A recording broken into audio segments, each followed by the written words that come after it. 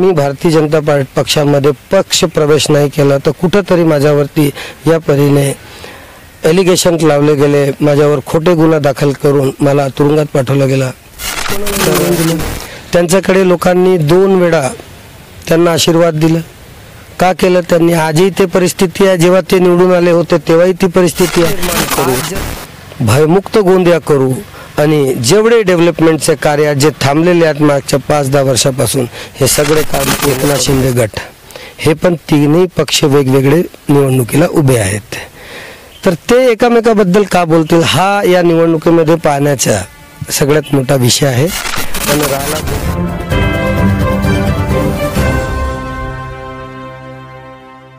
राज्यात सुरू असलेल्या निवडणुकीच्या अनुषंगाने गोंदिया जिल्ह्यात देखील 4 ठिकाणी निवडणुका होत आहेत। गोंदियामध्ये नगर परिषदच्या निवडणुकीच्या अनुषंगाने संपूर्ण या ठिकाणी जे पक्षात त्यांनी रणधुमाळी सुरू केलेली आहे। आपल्यासोबत काँग्रेस पक्षाचे नगराध्यक्ष पदाचे उमेदवार सचिन भाऊ शेंडे आपल्यासोबत आहे। काय सांगाल दादा, आपण या ठिकाणी आपल्याला काँग्रेस पक्षाने उमेदवारी दिलेली आहे आणि ती पण अध्यक्षपदासाठी, काय सांगाल? पक्ष नेतृत्वांचा, वरिष्ठांचा आणि पूर्व विधायक मान्य गोपालदासजी अग्रवालचा यांच्या सर्वांचा निवडणुकीत काँग्रेस पक्षाकडून उमेदवारी देण्याबद्दल मी त्यांचा आभार मानतो। नक्कीच दादा, आपल्याला या ठिकाणी काँग्रेस पक्षाने तिकीट दिलेली आहे, परंतु या ठिकाणी अन्य पक्षांचे देखील उमेदवार प्रबळ आहेत, मजबूत आहेत। काय सांगाल, आपल्याला या ठिकाणी यश मिळेल का? काँग्रेस पक्षाचा प्रत्येक कार्यकर्ता, प्रत्येक युवा, काँग्रेस पक्षाचे प्रत्येक नेते, काँग्रेस पक्षाची महिला आघाडी हे माझ्या पाठीमागे आणि गोंदियाची मायबाप जनता ही माझ्या पाठीमागे खंबीरपणे उभी आहे, त्यामुळे ही मला निवडणुकीची संधी मिळालेली आहे। या ठिकाणी किती जागेकरिता निवडणूक होत आहे आणि तुमच्या पक्षाने या ठिकाणी किती उमेदवार उभे केले, काय सांगाल? गोंदिया नगर परिषदमध्ये एकूण 44 नगरसेवकांची संख्या आहे।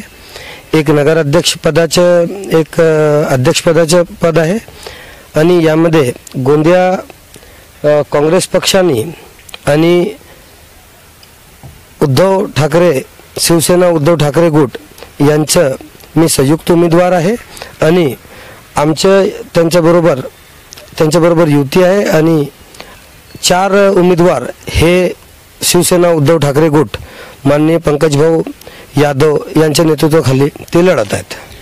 शरद पवार साहेबांचे जे गट आहे त्यांचं ना आमचं काही तिकिटामध्ये 1-2 तिकिटामध्ये आमचं हे होता, त्यामुळे त्यांनी वेगळी उमेदवारी दिली आहे। नक्कीच दादा, आपण या ठिकाणी आता आपल्याला काँग्रेस पक्षाने तिकीट दिलेले, काय विकासाचे मुद्दे घेऊन आपण आता समोर जाणार आहे, काय सांगाल? स्वच्छ गोंदिया, खड्डे मुक्त गोंदिया, गोंदिया शहर में जितने कचऱ्याचे ढीग आहेत हे सगळ्यात आधी मुक्त करायचे आहेत आणि लावारिस जे आमच्या गोंदियामध्ये मुकाट जनावर जे फिरतात त्यांची सोय करून देणे हा आमचा मुख्य विजन राहील आमचं। गोंदियातील शाळांची दयनीय अवस्था असं बोलताना काही नेते सांगतात, काय सांगाल आपण?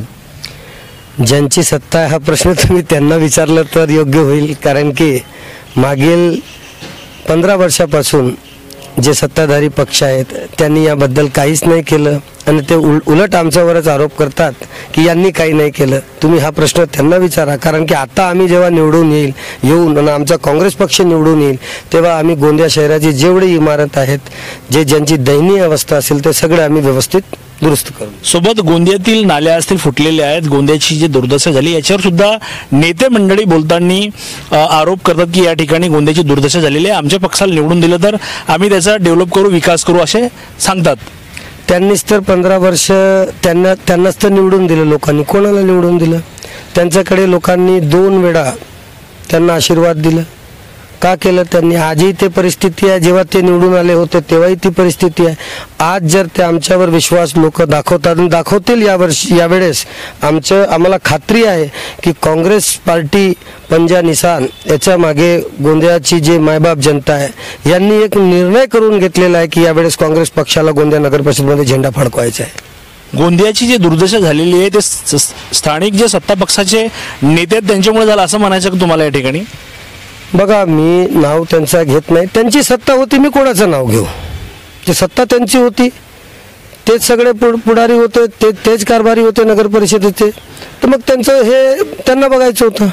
आमचं त्याच्यामध्ये का आम्ही तर नगरसेवक असताना त्यांच्यासोबत भांडत होतो, त्यांना दाखवत होतो, प्रत्येक दिवशी त्यांना निवेदन द्यायचे, पण ते त्यांच्या या कामा स्वच्छतेचे नाडी रोड रस्ते यांच्याकडे काही त्यांचं लक्ष नाही, दुर्लक्षच राहत होतं.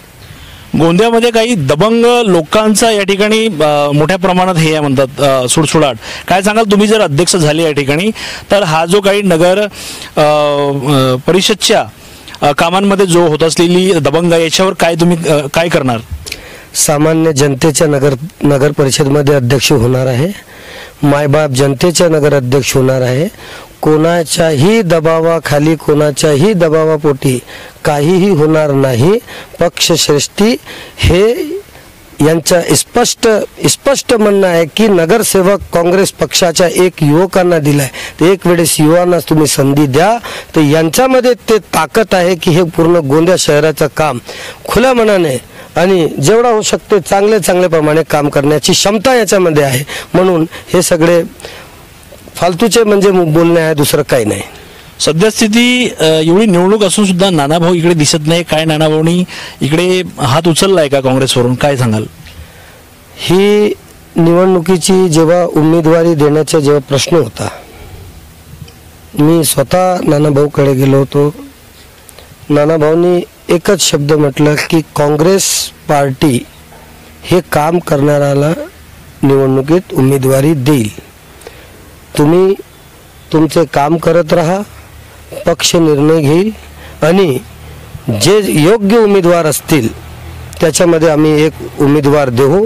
आणि उमेदवारी नाही देऊ तर आम्ही प्रचारासाठी म्हणजे काँग्रेस पक्षाचे मीच नाही तर प्रत्येक उमेदवारासाठी मी स्वतः गोंदियाला येऊन प्रचार करेन आणि आपल्या काँग्रेस पक्षाचे जास्तीत जास्त नगरसेवक निवडून आणेन असा विश्वास पण नानाभाऊंनी मला माझ्या पाठीवर हात ठेवून सांगितलं.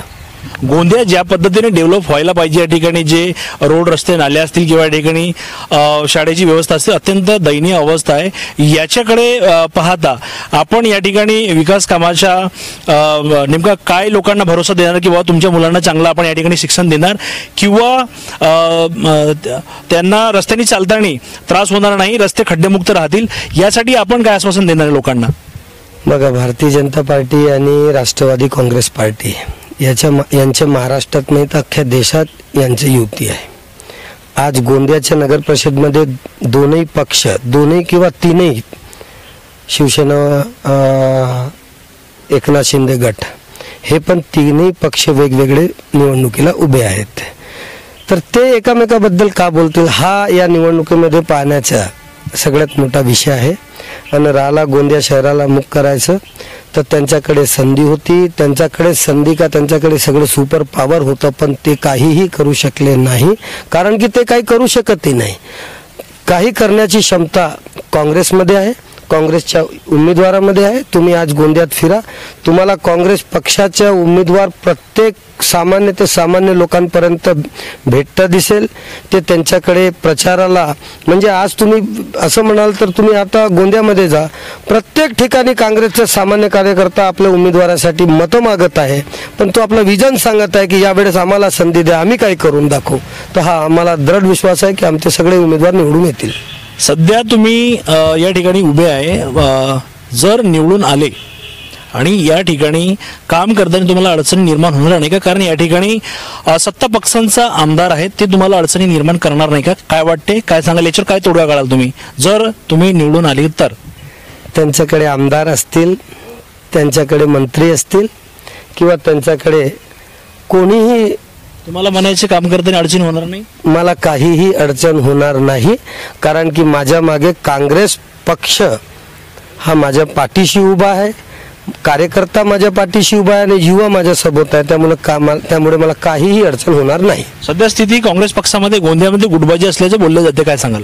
काँग्रेस पक्षामध्ये बघा, एक लक्ष घ्या की एक तिकीट जर एक उमेदवारी एकाच उमेदवाराला मिळणार आहे. आता एक उमेदवारी 2 लोक 3 लोक मागत असतात, पण शेवटी माझा जो निर्णय झाला आहे तो सर्वसंमतीने झाला आहे. आमच्या पक्षात कुठेही असं नाही की पक्षाने निवडणुकीची संधी दिली तर एखादा तिकीट मागणारा उमेदवार तो कोणा दुसऱ्या पक्षात जाण्याचा किंवा कुठेही जाण्याचा किंवा माझ्या विरोधात काम करण्याचा किंवा काहीही वेगळा विचार करत नाही. पूर्ण पक्ष आजपासून आज आमची पहिली सभा माननीय गोपालदासजी अग्रवाल यांच्या नेतृत्वाखाली प्रत्येक 3 ठिकाणी सभा आहेत. पूर्ण काँग्रेसच्या नेते तुम्हाला आज आमच्या मंचावर दिसतील असा विषय काहीही नाही आहे. हे विरोधाकडून कुठेतरी एक संभ्रम पसरवण्याचा प्रयत्न आहे. प्रफुल्लभाई पटेल बोलताना काही पत्रकारांनी त्यांना विचारलं की गोंदियामध्ये डुप्लिकेट रबर स्टॅम्पचा काही प्रकार चालू आहे आणि याच अनुषंगाने एक कसीस वृत्तपत्र आहे या ठिकाणी, त्याच्यामध्ये सुद्धा काही बातम्या छापण्यात आल्या. याच्यावरही त्यांनी विचारलेलं आहे. काय नेमकं प्रकरण आहे, तुमच्याबद्दलच आहे, काय विषय त्याचा काय सांगाल? आदरणीय प्रफुल्लभाई पटेल जर काही बोलले असतील तर ते एवढे मोठे नेते आहेत की मी त्यांच्याबद्दल काहीही भाष्य करणं हे मला योग्य वाटत नाही. कारण की ते देशातले नेते आहेत आणि मी एक सामान्य छोटा कार्यकर्ता आहे, काँग्रेस पक्षाचा उमेदवार आहे. त्यामुळे मी त्यांनी जे बोललं त्यांच्याबद्दल मी काहीही बोलणार नाही. राहिला विषय की दैनिक वृत्तपत्रामध्ये काही बातम्या मागच्या 2-3 दिवसापासून आहेत, तर तुम्हाला खरं सांगतो हे विषय न्यायप्रविष्ट आहे.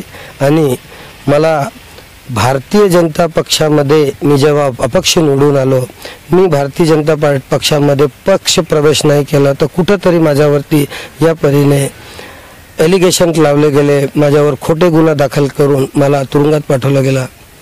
तर मी आता हे न्यायप्रविष्ट आहे, त्याबद्दल मी याच्यावर काही बोलू शकत नाही. तुम्हाला म्हणायचे काही पक्षाकडून तुम्हाला ब्लॅकमेल करण्याचा प्रयत्न होतो? आता निवडणूक आहे, त्यांनाही माझ्या विरोधात काही सापडत नाही तर ते हे सगळे काढत आहेत.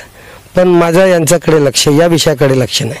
माझं सरळ लक्ष गोंदियाचं डेव्हलपमेंट, गोंदियामध्ये चांगले कार्य, स्वच्छ गोंदिया करणे, हाही माझा एक स्पष्ट धोरण आणि ध्येय आहे. संधीचं सोनं करेल, लोकांनी मायबाप जनतेने सांगितलेले कामं पूर्ण करेल. पूर्ण विश्वासाने खात्रीनं सांगतो की एक सामान्य कार्यकर्त्याला पक्षाने निवडणुकीचे नगराध्यक्षपदाची उमेदवारी दिली आहे. युवा म्हणून जनतेमध्ये जाईल, त्यांचे प्रश्न सोडवण्याचा पूर्ण प्रयत्न करेल. आणि गोंदियामध्ये जर पूर्ण नगरसेवक आमच्या हाती, एक हाती सत्ता जर आमच्या हातात आली तर निर्णय करण्याची जी क्षमता आहे ते जे पूर्ण पक्ष मिळून निर्णय करेल. निश्चितपणे पूर्ण गोंदियामध्ये एक चांगलं वातावरण निर्माण करू, भयमुक्त गोंदिया करू आणि जेवढे डेव्हलपमेंटचे कार्य जे थांबलेले आहेत मागच्या 5-10 वर्षापासून हे सगळे काम पूर्ण करू, याच विश्वासाने मी या निवडणूक उतरलेला आहे. संधीचं सोनं करण्याचं आश्वासन या ठिकाणी काँग्रेस पक्षाचे उमेदवार सचिन भाऊ शेंडे यांनी महाराष्ट्र केसरी न्यूज सोबत बोलताना सांगितलेलं आहे. आता समोर होणाऱ्या निवडणुकीमध्ये काय उथलफुथल होते आणि कुठल्या पक्षाचा या ठिकाणी कुठल्या पक्षाची सत्ता या ठिकाणी ते कुठल्या पक्षाचा या ठिकाणी उमेदवार हा अध्यक्षपदावर निवडून जातं हे पाहण्यासारखं असेल. कॅमेरामॅन रोहित साह, मी बबलू मारवाडे, महाराष्ट्र केसरी न्यूज, गोंदिया.